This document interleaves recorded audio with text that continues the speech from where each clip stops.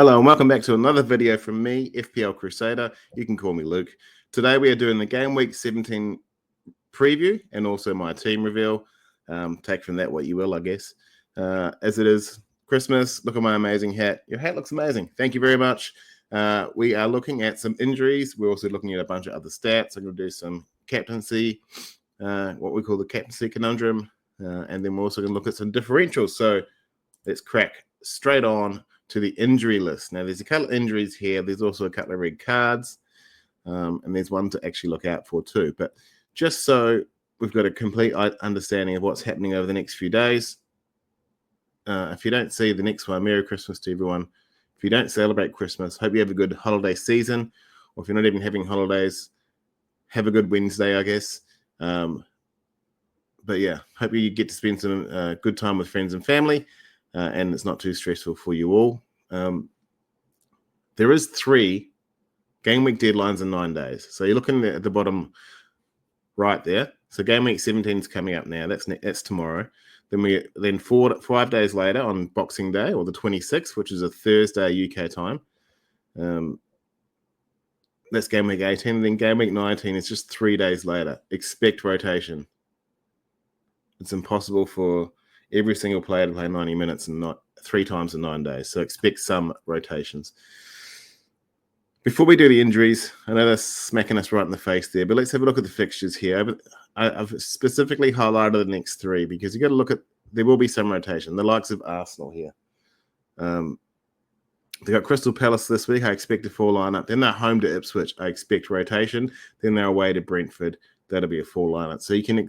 The Boxing Day games, you might even want to bench some of your Arsenal assets. I don't know who, but I can just see if you've got a big squad, you're going to rotate. If you've got City players, then you probably don't need to bother worrying. In terms of Villa, they've got 3 tough fixtures, so they probably won't be able to rotate, to be honest.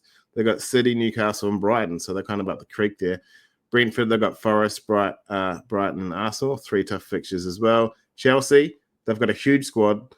They've got no midweek games coming up. Expect full rotation for them. They've got Everton and they're home to the mighty Fulham, which is a derby game for us at least. I'm not really sure if it's a derby game for Chelsea, but hey, their home ground and their training ground is actually in Fulham. They need to start paying rent, or they can take a dive and we'll take the 3 points. I'd rather just beat them on the merits though. But that is a derby game. Then they've got Ipswich. Expect some rotation across some of those 3. If we go down to other teams, Liverpool, if you got Salah, I don't think he'll be rotated. In terms of City, they don't have enough personnel to rotate. Newcastle, similarly the same. Spurs have got Liverpool, Forest, and Wolves. So it's 2 tough ones, and then they're at home to Wolves. They could set a world record there. Wolves are that bad. They might get a new manager bounce by then, but I'd highly doubt it. So just keep that in mind as you're picking your teams moving forward. Let's have a crack at the injury list. All right, so Nick Pope, 5% owned. He's out with a knee injury. He's out until game week 21, which is the 15th of January. There's a 2-week gap between game week 20 and 21. So Newcastle's defense and their clean sheets will be affected. So I would avoid. If you've got Hall and you got Hall last week, congratulations. But I wouldn't steam into him this week, purely because their fixtures aren't that flash. They got Switch this week, which is good. Then they've got Villa and Manchester United. We'll touch on some of their fixtures later. But without Pope directing their defense, we saw last season when he had his yearly injury that they simply just weren't as good. So I wouldn't steam in. If you got them, only play them in home games. That would be my advice. Do what you want though. Mazraoui, he's 16% owned, which is quite high actually, but I always forget how much the Manchester United supporters steam into United players. But Mazraoui, 16% owned. He's got a knock. He's 75% chance of playing. You can bench him in 17 if you're keeping him because he's only 4.7 million. They've got Bournemouth at home. Bournemouth don't travel well at all, so maybe they don't need to play Mazraoui, or if they do, then he might do well. Welbeck, 13% owned. He's got an ankle injury. The Seagulls' woes have come since he got injured, to be honest. When he was there, they were high-flying. They were 3rd, 4th. I think they were 4th, actually. But since he got since his ankle got injured 3 weeks ago, they've dropped points in those last 3 weeks. So if he comes back, I expect a return of fortunes. If he doesn't, then I would suggest, I've just brought in Pedro a couple of weeks ago, and then now I'm just realizing it might not have been the smartest idea with that well back there, because Pedro plays better in a 10 position, not the 9. All right, let's chuck on to the grey list now. We'll start off with goalkeepers. The grey list is 4 players from each position, 2 that are locks, 1 that's a risk, and 1 that's a complete avoid. The 2 locks for me are Raya and Alisson. Raya's got really good fixtures the next 2. All his tough fixtures will be at home, and the clean sheets are starting to come back. And he's a cheap way into their defense if you need it. If you don't have Gabriel, can't afford Saliba, Raya's probably a good idea. We're starting to see that the rotation of 4.5 keepers isn't working, so maybe that 1 keeper for a little bit extra would be good. Alisson is a little bit cheaper than Raya now, and he's back. They are the best defense in the league currently. They've got 5 green fixtures in the next 8 Premier League games. If you want a piece of that Liverpool defense and you can't afford Trent, or you don't trust that Trent's going to get the returns he's always got, Alisson's probably the place to go. And that way you can try and get some attacking wide defenders to fill up the ranks. Onana, he plays every game. He's got 4 home games in the next 6. That's huge, right? Home games we're seeing over the last couple of seasons really mean a lot. He's got 4 out of the next 6, which is good. 2 Newcastle and Liverpool in game week 19 and 20. That counteracts that 4 in the next 6, doesn't it? But if you've got the ability to bench him, we'll just go for it. Newcastle might not be too bad. I don't expect Liverpool will go easy on Manchester United. That is a nice little derby there. I expect Manchester United to lose that. But if you've got 4 in the next 6 and then take 1 loss, that's still pretty good. So it is a risk, but I'd say go there. Pickford, it might not be an avoid actually, but he's going to be my avoid for the next few fixtures in a row. So for the next 7, up until game week 24, they've got red fixtures, right? They're not good. We're not seeing Goodison as a fortress no more. They've just come off a goalless draw against Arsenal, so they can still keep cleans. But I mean, they really battened down the hatches against. That was just a bad game to watch for an Everton fan, which I'm not. But I can imagine they'll just be holding on for dear life. It's not exactly exciting going to watch your team just trying not to get scored on. But Pickford is he's a good goalie, so I'd still avoid him. Form over fixtures, fixtures over form, do whatever you want. But for me, it's gone. Greylist for defenders now. So the 2 locks will be Anthony Robinson and Levi Colwill. Both teams have amazing fixtures. Both players have 90 minutes in them. Colwell's Chelsea have 6 green in a row. He is the beige pick, though. Like, he's the least exciting person. He is the vanilla of flavors. Vanilla flavor of defenders. Robinson got 2 assists last week versus Liverpool. He's number 1 defender in assists since 23-24 start of the season. And he's got 3 home fixtures in the next 4. And the one that's not a home fixture is that derby game I spoke to you earlier about against Chelsea. So he could do damage there as well. Although he will be against Palmer if they play Palmer out on the right, or Madueke. So if you've got Madueke, I wouldn't play him against Robinson, because we've seen in the last 2, Robinson has kept Salah and Saka very quiet. So as well as getting his own returns. Munoz is the risk. He's suspended for 17. They've got Soton in 19. They've got Ipswich in 21. He is the number 1 defender in the league for expected goals. Just get him in. I mean, it's worth the risk, right? What are the other defenders doing apart from getting 2s and 1s? This guy could potentially get a 5, 6, 7, 8, 9. Who knows? Just get him in. I think he's an exciting pick. He's the Estupinan of this season, and Estupinan let us down last season, and he's starting to do it again. He's only got 2 green fixtures coming up. The girls can't keep a clean sheet. They're also on a losing streak, and he's just not having the same impact under this manager as the wide defenders were under the last one, De Zerbi. So unfortunately for me, Estupinan will be an avoid, and I think he's the most expensive out of these 4 as well too. So that's a bit of a no-brainer. All right, midfielders, Enzo Fernandez. As much as it pains me to talk up Chelsea assets, he's got 6 green fixtures in a row. Another assist last week. He's a 90-minute man, and he's punching forward in the attacking. So he could have scored a couple of goals last week as well. He didn't, but he could have. But yeah, what are you going to do? Enzo, he's so cheap.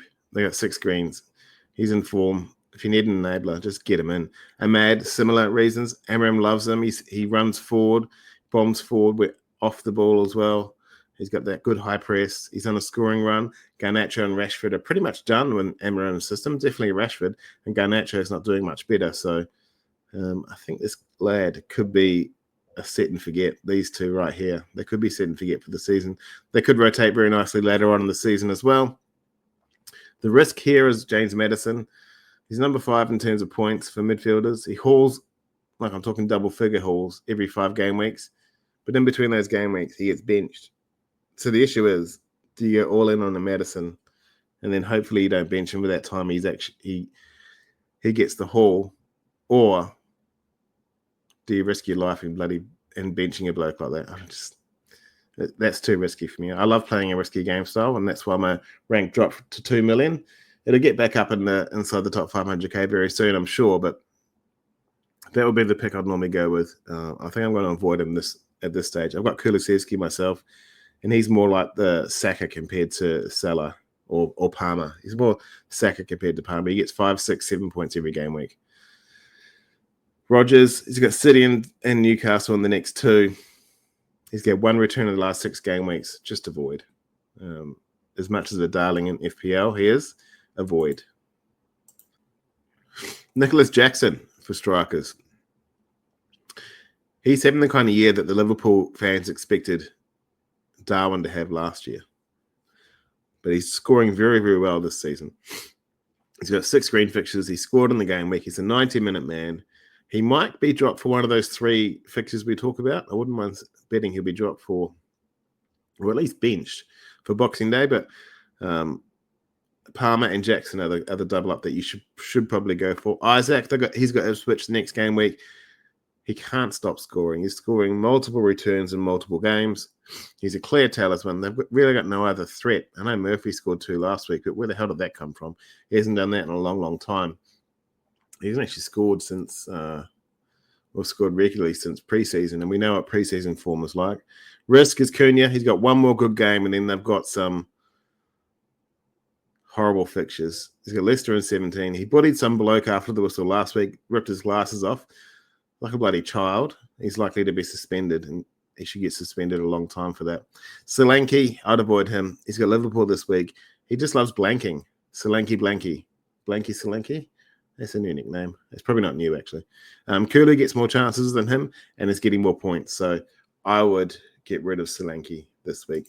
And their fixtures aren't good enough moving forward. All right, let's not do most wanted, least wanted this week because I haven't updated that slide. So if you want to look at the most wanted or least wanted for the particular game week, I'd suggest going on to the FPL website. But I can tell you right now, the most wanted person this game week is Amad Diallo with 500k. That's a lot. And we're still 24 hours away from deadline. That's a lot. Anthony Robinson with 458k. That'll go to 470. Isaac's on 450 as well. Jeez, he's got 2 tough fixtures coming up after this game week.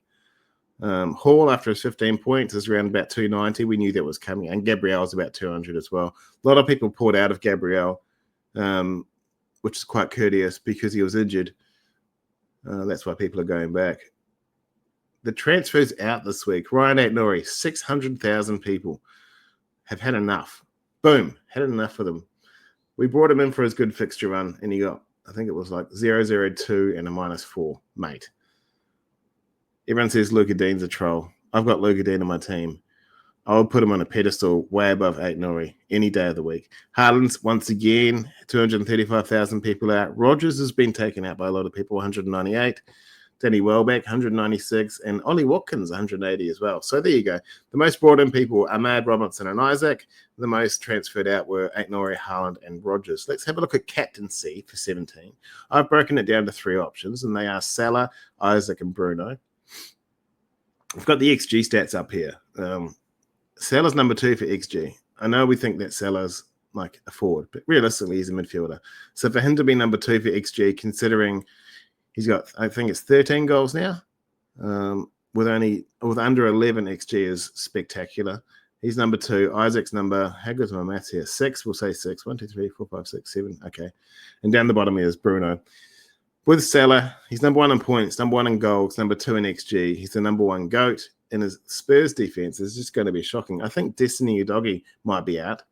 A couple of their defenders might be out. This could be a riot. Could also be very Spursy where they win 3-0. Who knows? But probably Salah will be the top pick for my captains. Isak's had 5 goals and assists in the last 3 game weeks. Ipswich are the second worst clean sheets, and they're worst at goals from penalty, or number 2 at goals from penalties as well. So he takes their penalties, I believe, or it might be Tielemans actually. Either way, they're going to concede a lot of chances. They're going to concede. And Isak is in red hot form. Bruno, he's got 2 goals in the last 2. He's potentially on pens. They're hosting Bournemouth. Bournemouth do not travel well at all. Like expired milk, I keep saying, the likes of Bournemouth, Newcastle, Brentford, Villa, all of these teams travel horribly. So if you're playing against them, probably wouldn't play your defenders, but I'll definitely play your attackers. But that's my captaincy conundrum for game week 17. Salah, Isak, and Bruno. I'm probably going to go Salah. We'll talk about that a little bit later. One other thing I like to do here is called bin or banned. So basically what it is I choose a player who's got a good fixture this week and then tough fixtures leading up, and then we need to make a decision. If we had him in our team, will we captain him or would we transfer him out? I'm not entirely sure about you, but I'll probably captain him this week, I think. If he was just on my captaincy conundrum, that's exactly what I do. Why would you bin him, though? Murphy, is he on a run? 3 of the next 4 are away for Newcastle, and they do not travel well. And if Murphy is on a run, you want to keep feeding him the ball because he's a confidence player. He's got 2 goals last week. Yes, it was against a hapless team, but if someone's in that good scoring form, you don't stop giving them chances, and you keep giving them starting positions too. So one of the good things about Isak, he's not overly selfish. He loves shooting, he loves scoring, but he's also a good passer. So that could be detrimental to him, but also a positive to Murphy moving forward. That being said, in 18, 19, and 20, they have Villa, United, and Spurs. Tough run. That being said, he is the clear talisman for the Toontown lads. Everything runs through him. Whether he's assisting or scoring, he should control everything. He's got 5 returns in the last 3 game weeks, 11 goals and assists and 9 XGI. Bin or banned, Alexander Isak. Let me know in the comments whether you'd sell him or captain him if you had to make that choice. Might even put a poll out just so people can understand. Am I bin or banned this week? And my differential for this week as well. I've contemplated doing 3 of these, but then other people said if you're doing 3 of them, you might as well do 20. You're just hedging your bet. So, okay, I'll stick with 1. This week it's Alex Iwobi. He's only 5.6% owned. He's got 5 goals, 3 assists at 5.2 XGI. He's dramatically outperforming his XGI. He's home to Southampton, and he's got 2 out of 3 returns and home fixtures. 2/3 of his returns are from home fixtures, I should say. So he loves playing at the Cottage. He's playing really well with Anthony Robinson. They complement each other quite well. They were a very good relationship, bombing up and down the sideline. They're actually he actually covers Anthony when he goes forward as well, and vice versa. So I expect that relationship to flourish moving forward. He also seems to move into the middle too when we need him. Like if Smith Rowe or Pierre Andreas aren't playing that good, he'll come in the middle and be the number 10, we'll call it for lack of a better term. But I expect him to get some returns, and I expect him to do pretty well this game week against Southampton, who are in a bit of they're in the mud, basically, aren't they, the poor blokes? I feel sorry for them. One good thing about Fulham is that we tend to have a little bit of a dominance over the South Coast teams. We beat Brighton quite regularly. We've got a good record against Bournemouth, and against Southampton, I think we are pretty much guaranteed a win. So hopefully 3 points for Fulham, and Alex Iwobi should get 1 to 2 1 to 2 returns as well. All right. I've waffled on enough about the stats. Here's my team. Let's start at the bottom right. State of play. Live rank, 2.2 million. Thank you, FPL team Pete, for the live rank info. My old rank was 1.5. The change is a negative 700,000. And my weekly rank was almost last. Why? Because I had a shocking week. I had 37 points. But I actually took a -8, so I went down to 29. And yeah, everyone I tell that to gives me this face. But it is what it is. It's just one of those things. I'm happy with the -8 that I took because I brought in Enzo. I brought in Palmer, and I brought in João Pedro. So these are good players long term. If João Pedro doesn't work out, then I can bench him until he does. Like this be realistic here. Same with Enzo. But Enzo's going to be good for the next 5 or 6. Palmer's obviously a season keeper. So over the last, let's say, 4 game weeks, I've taken 12 hits, 12 points in hits. So I'm going to hold steady on these hits. I don't mind taking hits. I think hits are good. But for this particular run of games, I was going to hold steady. I'm going to try and roll as much as I can. I think next week I will be either getting rid of Faze, McNeil, or Luca Dean, and bringing in someone else. It worries me that Wout Faze isn't even getting a starting position for his team now at Leicester. I think there's a hangover. He is a good defender, but I think it's just a hangover of having Ruud van Nistelrooy at the helm, because what does he know about defending? He was a great attacker, but he's not a defender. All right, so transfers this week. Anthony Robinson comes in. I finally got a Fulham player back in my team, so Anthony Robinson will be there for a while. That fraud, Ryan Hacknori, has been dropped and released. I'm one of the people who got rid of him, and I feel good for it. Yeah, like nothing against Ryan Hacknori. I think he's actually quite a quality player, but mate, had a shocking run, and of course I went all in for it. I brought him in for a hit anyway, as part of a hit, I should say. Faze has been benched/dropped, so he's going to stick to the bench. Luca Dean's away to Manchester City. Dwight McNeil's flagged at home to Chelsea. And Verbruggen and Flecken are it's a lottery. So running through my team, I got Flecken at home to Forest. That's a concern. There's absolutely no way I'd expect Verbruggen and Brighton to get a clean sheet at the Bubble Stadium away to West Ham, but you never know. Now that I've said it, they'll probably get a clean sheet, but Flecken at home to Forest. So I'm banking on Forest trying to be more defensive than anything else. The one thing about Brentford is at home, they absolutely destroy. But me only having the goalkeeper for that might not be the smartest thing, but it is what it is. Robinson at home to Southampton. We need a clean there, so I'm expecting that. Mikalenko at home to Chelsea. This is just a hangover of I've benched Mikalenko for 17 points over the last 3 weeks. Even if he gets a 2, it's better than what Faze and Dean are going to get. So at least I play him. And hopefully if Daesh battens down the hatches and no one can score, at least then I'll get 6 points. Timber away to Crystal Palace. I don't really know what Chelsea are anymore. I don't really know what Arsenal are anymore. They're not a championship team, that's for sure. They're not playing like a championship team. They've got no spark, no drive. They need a decent left winger to complement Pedestrian, Saka, and Odegaard and get some more. I don't know what it is. Trossard's not doing it.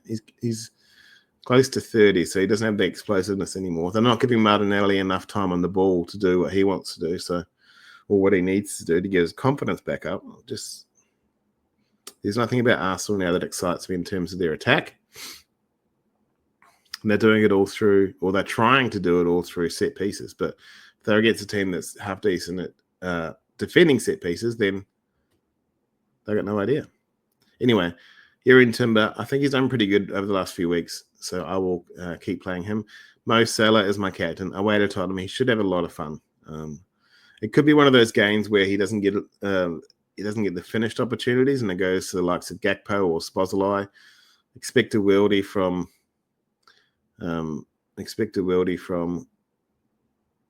McAllister. It's usually what happens. Andrew Robertson served his suspension midweek in the cup game, so he will play this game week. But Salah's my number 1 pick for captaincy, so he's going to be my captain. Enzo and Palmer, the Chelsea midfield duo, I think they'll do well away at Everton. If they don't, I don't expect Everton scoring lots of goals, so it could be 3 clean sheets in the middle there. Kulusevski at home to Liverpool. It's not optimal, but it is what it is. He's been relatively consistent lately, so maybe a 4 or 5 points would be good. Evan Nielsen away to Manchester United. Evan Nielsen is another transfer that's kind of let me down. I want him to get a goal this week. I think he's overdue for it. His underlying say he's due a goal. I was going to keep him for an extended period of time just to see what those underlyings do. Haaland away to Villa. I don't know. I feel like I'm not in a position to get rid of Haaland yet because I've got so many other issues in my team. But every time I look at Haaland's points, it's like looking at an ex's social media profile. It just fills you with so much dread. Ugh. Nothing good can come of it, but God damn it. At least once a week, I'll have my dirty old nose and they're just looking. João Pedro away to West Ham. As I said, without Danny Welbeck there, it's a bit of a lottery, but Brighton need to turn around their form. They've got 3 games in quick succession. If they don't step it up, then they'll drop down that table. They've got an opportunity to get into, if not the Champions League, the Europa League, or maybe even fight for a Champions League place. So they should win this game, in theory. They're a better team than West Ham. West Ham's team on paper is okay, but I wouldn't say it's amazing. Brighton should win this game. And then I spoke about my bench earlier. So this is the team. The expected points on Pete's FPL team thing is 51.9. It's usually relatively accurate. I would like at least 65. I think I can get there with Salah and Evan Nielsen getting a goal and maybe even Haaland pulling his finger out for once. I don't expect a lot of goals from like the likes of Robinson or assists from Robinson this week. I think it'll be more down the middle with Jimenez and Emil Smith-Rowe, but I expect a clean sheet from at least 2 of my defenders. So 51.9, I think it should be pretty good. That's all from me. Sorry for chewing through it. I just still had the flu, but Merry Christmas and Merry Holidays to all. Hope all your arrows are green and your differential score hat tricks. My name's Luke, FPL Crusader. Have a good game week, and I'll talk to you before the next game week. Thank you very much.